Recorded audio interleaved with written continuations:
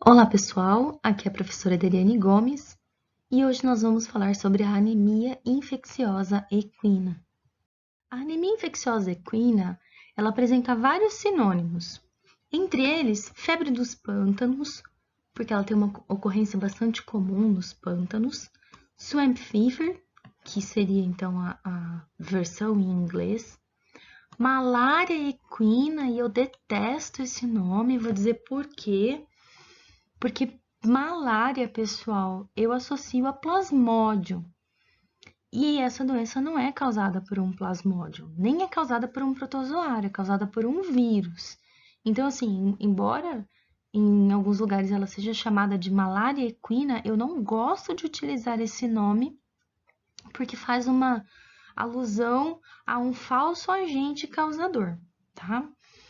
AIDS do cavalo, tudo bem, é um retrovírus, o mesmo agente causador, não é o mesmo retrovírus, né, mas pertence à mesma família do agente causador da imunodeficiência adquirida humana, então é similar a uma AIDS, sim.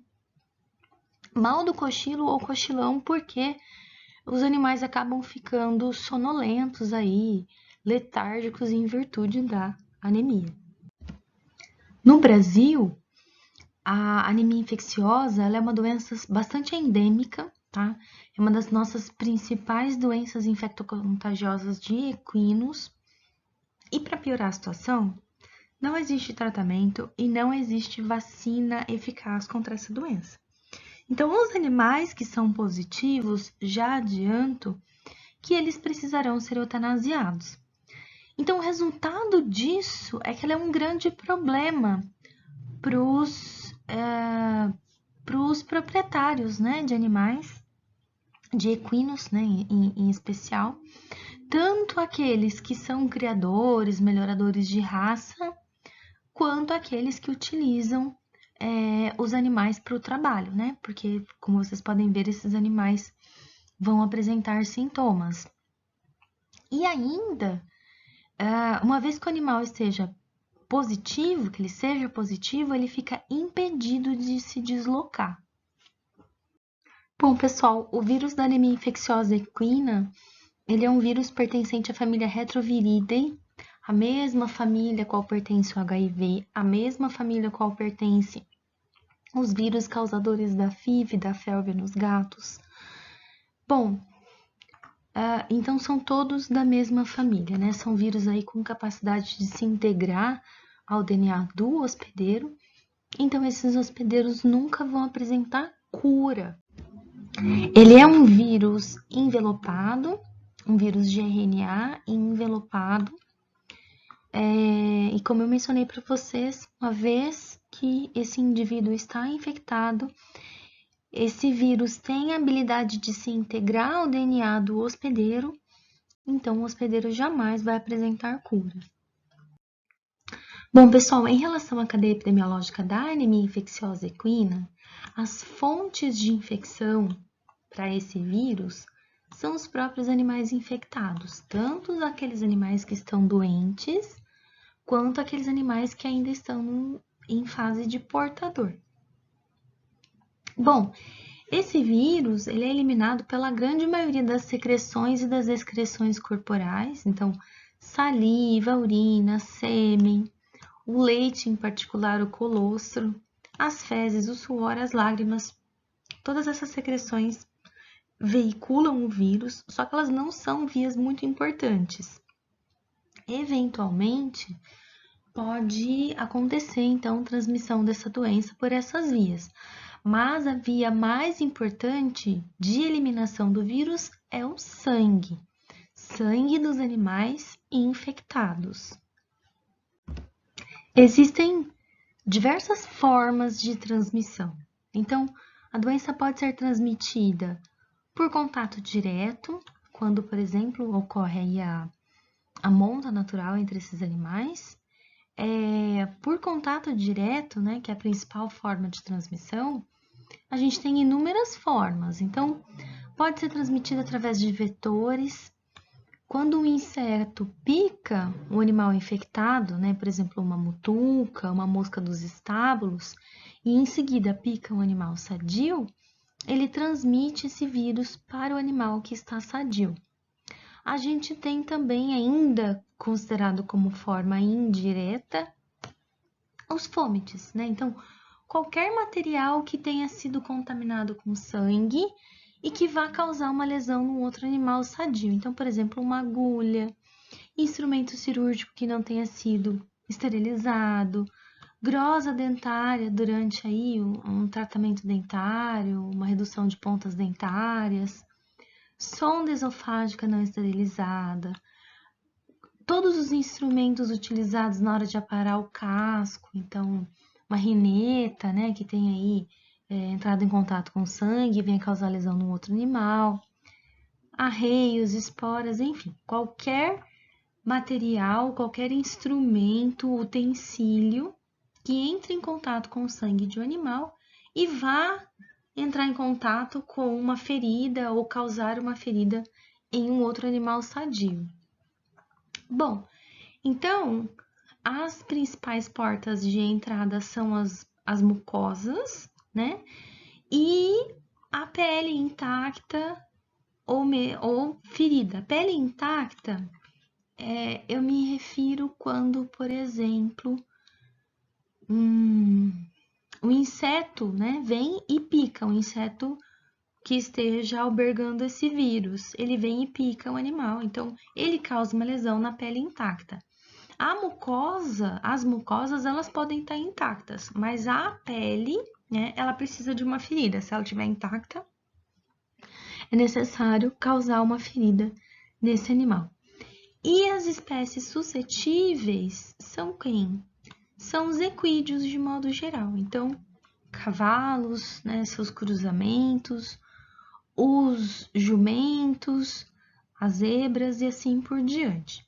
Então, lembrem-se disso, que os utensílios são de extrema importância, né, os fômites, eles são de extrema importância na transmissão da doença. Então, é muito importante esterilizar e desinfectar qualquer utensílio que tenha entrado em contato com o sangue dos animais. Por exemplo, esse vírus ele é bastante sensível a desinfetantes à base de detergente, hipoclorito de sódio, ele é sensível a solventes orgânicos, então não tem desculpa para não esterilizar esses materiais, não desinfetar esses materiais. Pessoal, ainda discutindo sobre a transmissão, é possível nesse tipo de doença a transmissão vertical, ou seja, da égua para os potros, ou, claro, eu mencionei para vocês, os fômites, eles são bastante importantes. Mas, uma coisa eu quero chamar a atenção para vocês. É mais fácil da gente controlar fômites, né, que são objetos, porque esses objetos você tem maior controle sobre a desinfecção, esterilização sobre eles. Porém, eu mencionei para vocês que os insetos, eles também atuam aí como vetores, transmitindo o vírus de um animal para outro. Então, nesse caso, a gente tem uma dificuldade maior de controle, né? Porque quais insetos são? Moscas, mutucas, mosquitos. E aí, quanto maior o inseto, mais importante ele é no processo de transmissão dessa doença. Então, vejam, eu falei para vocês que ele é conhecido como doença dos pântanos, né? Porque em regiões pantanosas a gente costuma ter uma incidência bastante elevada. A gente tem uma incidência bastante elevada aqui no Brasil, no Pantanal. E aí, pessoal, digam para mim, como que a gente controla os insetos no Pantanal? É bastante difícil, né? Não estou dizendo que é impossível, mas é bastante difícil, tá? Bom, e aí assim, quanto mais vetores eu tiver na propriedade, mais eu tenho aí aumento na velocidade de transmissão dessa doença entre os animais da minha tropa, tá? Além da quantidade de vetores, né, quanto mais próximos esses animais ficam uns dos outros, eu aumento também a possibilidade de transmissão dessa doença entre um animal e outro. Uma vez então que o animal sofreu a infecção, esse vírus ele vai se replicar logo de cara nos macrófagos que estão presentes nos diversos tipos de tecido. Então, os macrófagos que a gente tem no fígado, macrófagos do baço, dos nódulos linfáticos, pulmões e assim por diante. E aí, a gente observa que nesse período que está tendo uma viremia, né, que a gente está tendo aí vírus descendentes circulantes, né, presentes no sangue, a gente observa também os primeiros episódios de febre nesses animais. Inicialmente não tão elevada, mas a gente já consegue observar os primeiros episódios de aumento de temperatura nesses animais, coincidindo com os picos de viremia do vírus da anemia infecciosa equina. E aí, pessoal, esses cavalos que foram infectados, eles até desenvolvem uma resposta imunológica, tanto humoral quanto celular. Mas como eu mencionei para vocês, o vírus tem a habilidade de integrar seu DNA, seu ácido nucleico ao DNA do hospedeiro. Então, esse animal infectado não consegue mais eliminar por completo o vírus. Então, o que o vírus faz? Eu falei para vocês que ele era um vírus de RNA. Então, inicialmente, ele cria uma cópia, ele faz uma transcrição reversa do seu RNA em DNA. Agora que ele tem uma cópia do DNA viral, ele integra esse DNA viral no DNA cromossomal do cavalo, né, ou da zebra, enfim, do hospedeiro suscetível. E aí, o que acontece nesse meio tempo? A célula que integrou esse DNA, ela não manifesta externamente que ela está parasitada por um vírus, né? Por quê? Porque agora esse DNA funciona como se fosse o DNA da célula. Ele está integrado juntamente com o DNA da célula. Então, o que acontece? O sistema imune não reconhece. Para ele é uma célula sadia, uma célula normal. Então, toda vez que a célula vai se replicar, como esse DNA está integrado ao dela, ela replica o DNA do vírus junto com o dela. E o vírus fica lá quietinho, latente, só aguardando um momento para voltar a assumir a característica viral, a assumir a estrutura viral. Ainda não se sabe ao certo qual fator que dispara a informação para o vírus. Olha, pode voltar a assumir forma de partícula viral. Mas o que a gente sabe é que normalmente isso está associado aí com alguma situação que debilita o sistema imunológico. Algum estresse, uso de corticoide, enfim, uma doença concomitante. Em algum momento, não sabe se é o certo qual que é o mecanismo que o vírus usa para isso, mas em algum momento ele fala, agora o sistema imune está ocupado com outra coisa, eu vou voltar a virar partícula viral, vou voltar a me disseminar pelo corpo desse animal. Bom, eu mencionei para vocês, né, então, que o vírus integra seu código genético dentro do DNA do hospedeiro. Mas o sistema imune estava tentando trabalhar, né? Eu falei para vocês que ele desenvolve uma boa resposta humoral, ou seja, produz bastante anticorpos e desenvolve resposta celular também. E o problema é que a célula infectada não está sinalizando que está infectada, então por conta disso o sistema imune não reconhece. Bom, mas houve estímulo do sistema imune. Então esse excesso aí de anticorpos que é produzido também é um detalhe que a gente não tem ao certo, né, ideia de como funciona, mas de alguma forma o vírus tem algum epítopo que é parecido com as hemácias né, com epítopos de hemácia desses equinos. Então, acontece uma reação autoimune. O próprio sistema imune do cavalo vai destruir as hemácias dele. Não é o vírus, é o próprio sistema imune do cavalo infectado.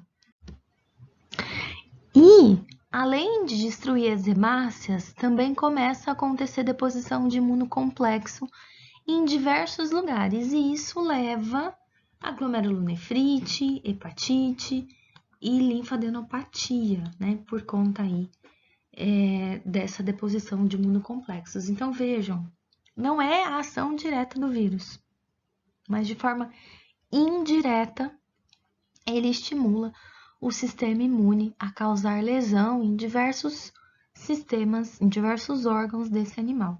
O principal, né, um dos mais importantes para a gente, é aí a hemólise imunomediada, essa destruição de hemácias imunomediada causada nos casos de anemia infecciosa.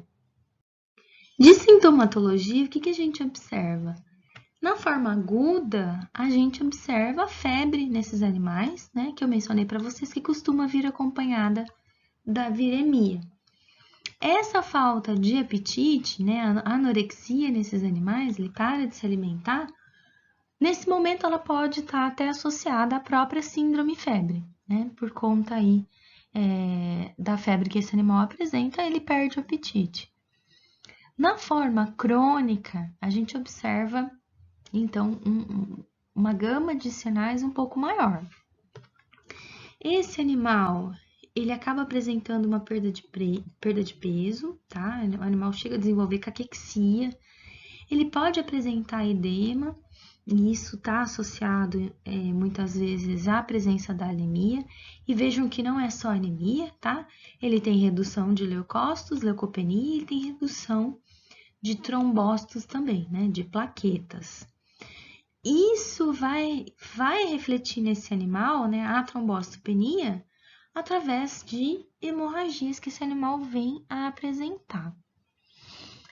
Eu mencionei para vocês no comecinho da aula que essa doença era chamada aí de síndrome do cochilão, né, alguma coisa assim. Bom, por quê? Porque a anemia, ela leva esse animal a ficar letárgico, né, lentão. E aí, a gente observa, então, né, mais esse sinal clínico nesses animais. Bom, nós vimos que pode acontecer glomerulonefrite por deposição de imunocomplexos e ainda a gente pode observar ataxia nesses animais. Aqui a gente consegue observar, né, uma magreza extrema nesse animal caquético, por conta da anemia. E observem, né, que o animal fica letárgico, né? O animal fica aí na posição meio de quem está com sono, por isso que ele é chamado aí de cochilão, porque ele fica meio lentão, né? Não é porque ele quer, coitado, é por conta da anemia que ele está apresentando. Bom, pessoal, como que é realizado, então, o diagnóstico para anemia infecciosa equina? Primeiro, a gente pode levar em consideração sinais clínicos, então, aqueles animais que apresentam lá febre, né, recorrente, intermitente, perda de peso, chega a ficar caquético muitas vezes. O animal pode apresentar edema. Então, todos os animais que tiverem febre e caquexia, eu vou diagnosticar como anemia infecciosa equina? Não, na verdade, não. A gente se orienta, né? A gente começa a orientar o diagnóstico para anemia baseado nos sinais clínicos. Sim, mas a gente leva outras coisas em consideração, né? Então, por exemplo, se tem outros casos na propriedade, se é endêmico na região, então essas coisas a gente leva em consideração. Bom, no exame clínico patológico a gente vai observar então que esse animal ele tem anemia, ele tem leucopenia, ele tem trombocitopenia e muitas vezes ele tem icterícia também. No exame histopatológico, a gente consegue observar a presença de sideroleucócitos, presença de hemociderose nos linfonodos. Por quê? Porque como está acontecendo muita hemólise, né? Então, os leucócitos que estão fazendo aí fagocitose desses restos de hemácia muitas vezes a gente acaba observando presença aí da deposição de ferro, né, ou de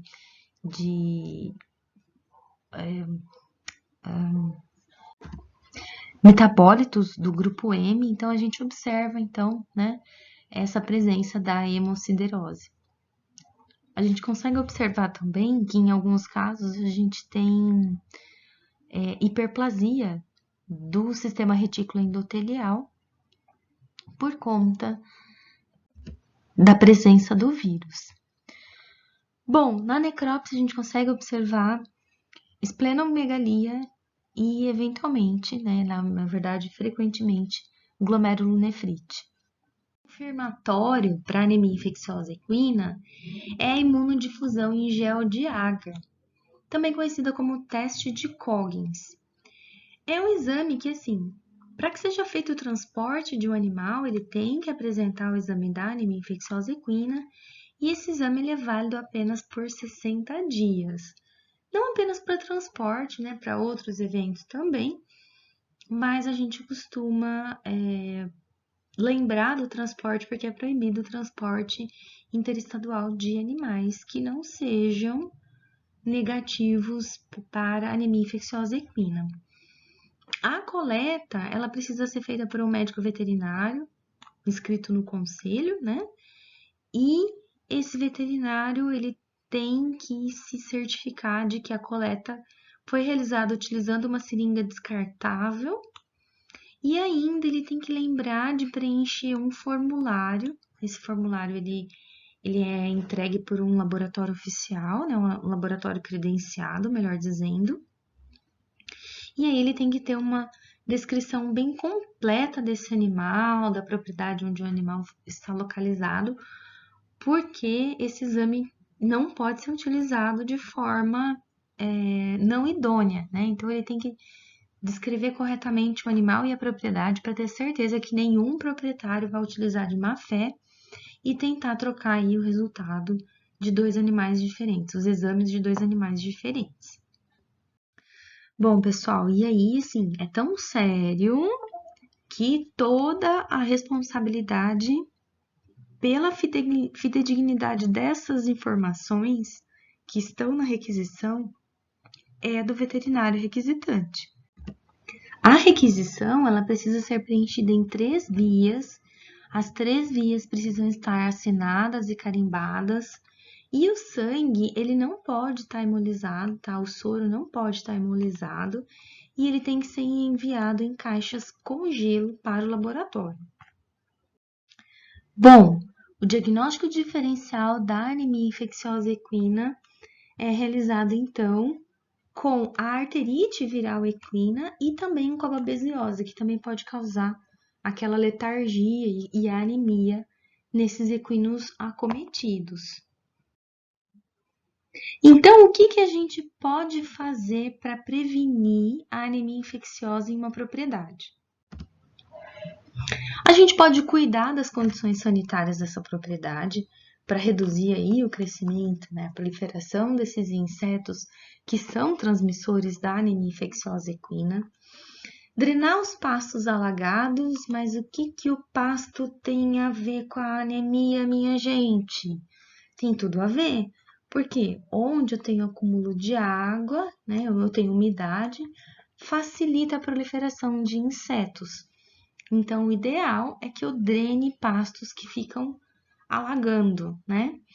Bom, mencionamos no começo da aula que agulhas, fomites de modo geral, eles funcionam aí como um dos principais transmissores. Então, usar somente agulhas que sejam descartáveis ou que tenham sido esterilizadas. Vai introduzir um animal novo na propriedade? Testa esse animal. Porque se eu tiver um animal positivo na propriedade, a facilidade de disseminação entre um animal e outro, através de insetos, através de fontes, é muito grande. Então, se você tiver um animal infectado, você corre o risco de ter sua tropa inteirinha infectada. Então, testar os animais quando adquirir, né? Ou só adquirir animais que já venham com exame negativo para anemia infecciosa equina. Se você mora numa região que é endêmica, você pode anualmente fazer os testes dentro da sua propriedade e verificar se tem algum animal que está positivo. Se tiver, você ainda tem que comunicar, né, a casa, notificar isso, comunicar a Casa da Agricultura, porque o Ministério da Agricultura precisa ter um controle da quantidade de animais acometidos no país. E, gente, não tem vacina, então a melhor coisa é prevenção mesmo. E, pessoal, a gente tem uma instrução normativa, que é a instrução 45, que ela determina, então, que a forma, né, principal forma de diagnóstico, o teste padrão para o diagnóstico da anemia infecciosa equina seja a imunodifusão em gel de agar. Isso só pode ser realizado por médicos veterinários credenciados. Bom, e uma vez então que esses animais testaram positivos, esses animais precisam obrigatoriamente ser eutanasiados. Bom, pessoal, por hoje é isso. Qualquer dúvida, fiquem à vontade para entrar em contato comigo e até a próxima.